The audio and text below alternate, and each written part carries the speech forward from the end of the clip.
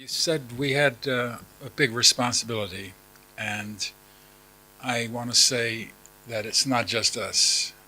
We have a big responsibility uh, in this conference. Earlier, we were asked to think about memory, and we are part of that, of the preservation of memory and its passing on. This is something that we do professionally and politically. So that's one thing. Of course, it's not the only way. I did want to remember Phil Bonner, the founder of History Workshop in Cape Town in South Africa. History Workshop was an effort to bring history and memory into the working class in Johannesburg. And his passing is a loss to us, but his work remains. So, I also wanted to say that the book that you mentioned, its subtitle is A Tale at the Crossroads, and we are at a crossroads. And I think all of us who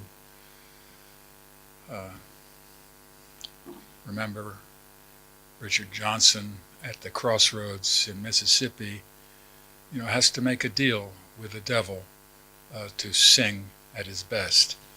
The crossroads is a powerful place of opportunity and danger, and we're at such a place now. I think there's been one issue that has not been stressed at our conference, and another issue that hasn't been mentioned at all, and yet both are significant in our assigned reading, which was Part 8 of Das Kapital, Volume 1. To bring these up, I was thinking of Hilary Taylor earlier today, spoke of a man between 70 years old and 80 years old whose defense to the judges was to adopt the pose of a child. And I identified with this man, even though I'm among friends and comrades. So I want to begin just by saying that I went to school in Karachi, Pakistan. That's where I grew up. I'm a child of the American Empire. And in Karachi, I went to a Church of England school. It's a Christian school, an established part of the ruling class of Great Britain since the time of primitive accumulation. So this was my ideology that I was taught. There are 39 articles to the Church of England, and I think all of us here remember what Marx had to say about it, that church was willing to give up any one of those articles, 39 articles, as long as it did not have to give up 1/39 of its income. Being an idealist and young man with spiritual, materialist inclinations, I had to read these 39 articles. And I did it to get ready for this conference. This 37th one says, "The laws of the realm may punish any Christian man with death." So this is the law that we were told, that death was at the heart of the religion that everyone at the period of primitive accumulation in England had to accept if they were to have a role as a citizen in any of its meanings. And subsequently, that became an object of study for me. I wanted to see who was hanged and who died, and I began to think of this society that I was studying as a thanatocracy. Not as a democracy, but as a thanatocracy where death ruled. And its religion showed this. I don't think we've advanced. So that was one book. So I'm still fighting this war, you see, back in Karachi, Pakistan. Then the 38th article of the Church of England says this: the riches and goods of Christians are not common, as touching the right, title, and possession of the same, as certain Anabaptists do falsely claim.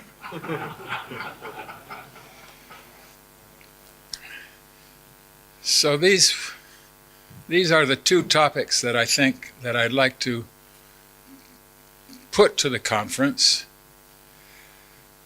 One is to re-emphasize the thanatocracy, the rule of death, that the sovereignty of capital spells, and its epiphenomena of its political forms comes and goes.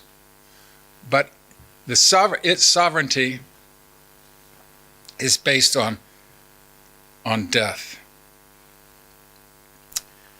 Oh, isn't that awful? I think the responsibility before us, historians and political scientists and sociologists alike, is to retell our human story from the standpoint of the commons. I think Marx, I studied the reading, Wendy, He gets really upset, and when he gets upset, he gets sarcastic, and then he gets mocking religion. Religion is so powerful that it's like Richard Johnson at the Crossroads, must deny it, must make a deal with the devil. But our revolution, or I don't even want to say that. Somebody earlier was talking about the revolution comes and goes. It goes around and around. And of course, that's a main meaning, is it's around and around. It's the cosmic meaning. And we're faced with cosmic questions now in a way that hasn't happened before or in quite the same way. And I believe these cosmic questions, I'm referring to planetary warming, the destruction of life, the destruction of species, the plastic in the Pacific Ocean. I'm speaking of the loss of our air and our water.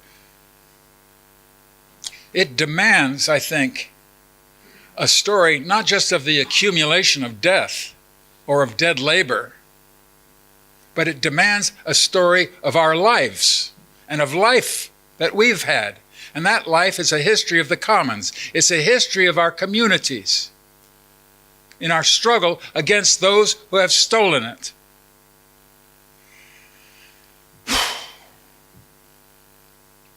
So I really wanted to say that the destruction of the commons in its many different forms, there's not one form. And this has been the glory for me of this conference. I felt like a child again with my stamp album. Here is Assam, Cape Colony, Bolivia, the Chinese forestry, Japan, Genoa, Brazil, Barbados, the northern neck of Virginia, the New York Finger Lakes, Algeria, France, Ireland. It's been a magnificent conference. And I've learned so much that I never knew before about tea, that was one thing, and there have been others. It's been an awesome conference because of this huge variety of human commons that has been presented here, but sometimes presented through another lens, the lens of our enemies. It's been presented as accumulation, as through the commodity. And I think that our task is to turn that around and to do our history of our living communities and of the commons.